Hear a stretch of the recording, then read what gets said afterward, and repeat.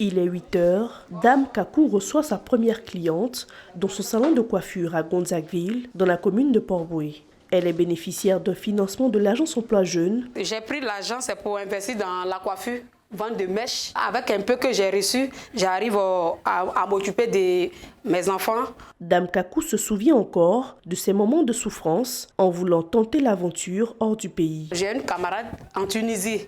Un soir, je l'appelle en causant. Puis je lui ai dit, ah vraiment, ça ne va pas ici, ça ne va pas chez moi parce que j'ai besoin d'argent pour travailler. Elle a dit, mais si tu peux venir en Tunisie, ici tu peux travailler, t'en sortir pour avoir ton argent pour aller faire ce que tu as fait. Il y a eu 400 000, j'ai fait les courses et puis je suis partie. Là-bas, en tout cas, c'est la souffrance totale. Quitter le pays à la recherche d'un mieux-être, une ambition vécue parfois avec des difficultés. Ils doivent rester ici pour étudier, il y a tout ici. Je pense que c'est un phénomène qui tue la jeunesse. La situation de vie pénible dans le pays d'accueil, à Bénin-Kouman-Kwame, en est une victime. Quand j'étais partie, c'était pour ouvrir mon salon là-bas. Je me suis dit que c'est facile comme ici. Arriver là-bas, ce n'est pas le cas. Donc je dis, je préfère venir dans le pays.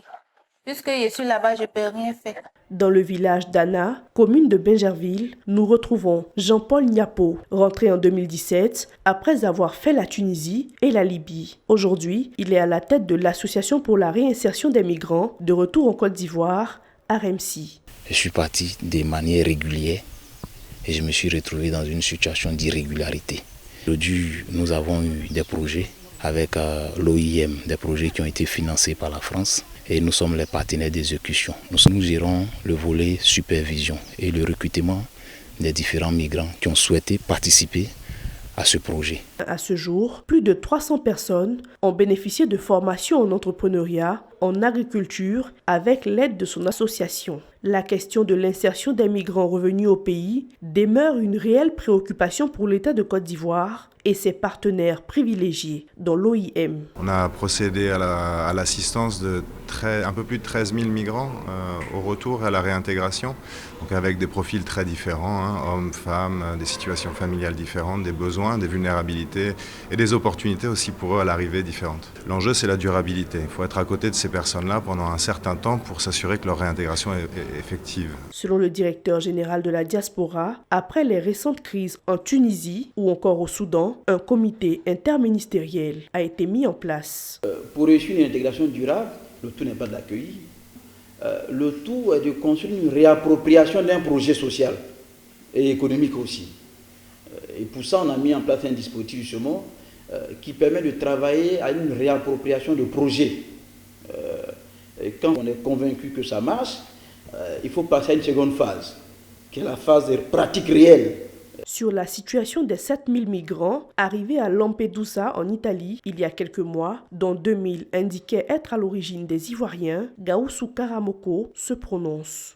Un migrant qui partirait d'un des pays de l'Afrique de l'Ouest, notamment francophone, s'est dit que j'ai deux possibilités. Soit j'ai atteint ma cible première, donc l'Europe, la France, soit au pire des cas, j'atterris en Côte d'Ivoire. Où je peux encore me réorganiser pour repartir si je veux, mais où je peux aussi rester, trouver une place d'insertion. L'autre facteur qui est triste, mais qui est une réalité, c'est la question de la fraude documentaire.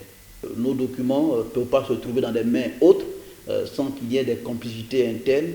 Et je pense que le ministère de l'Intérieur est en train de travailler fortement sur la question pour davantage sécuriser nos documents. Le ministère en charge de la promotion de la jeunesse est l'organisme chargé de la formation et du financement de projets de ses ressortissants ivoiriens. Selon Mamadou Touré, la prévention est de mise au niveau des jeunes. L'idée, c'est de donner des formations de qualité à nos jeunes, avoir des programmes efficaces en vue donc de leur insertion durable donc, dans le tissu économique, pour que ces jeunes, à partir donc de revenus décents, puissent donc s'établir durablement dans leur pays. Après, vous avez aussi toutes les campagnes de sensibilisation à l'endroit donc de ceux qui rêvent de partir, qui ont l'illusion donc d'avoir une vie meilleure donc à l'étranger. Sur la politique de réintégration, le ministre apporte des explications. Nous avons un dispositif aujourd'hui avec des programmes très précis en termes d'amélioration de l'employabilité à travers donc, des stages de qualification donc, en entreprise, stages d'évaluation des diplômes, des activités génératives de revenus dans le cadre donc, de projets d'entrepreneuriat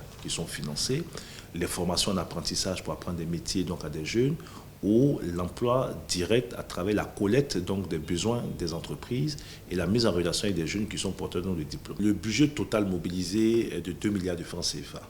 Mais pour la phase, parce que sur les 1151 profilés, il y a à peu près 500 donc, qui présentaient un dossier complet. Et sur les 500 et quelques, vous avez à peu près 530 dont les plans d'affaires ont été déposés auprès de notre partenaire financier. Ceux-là sont concernés par un budget d'à peu près 800 millions de francs CFA. 150 ont été déjà financés et 435 seront financés donc, dans les prochains jours.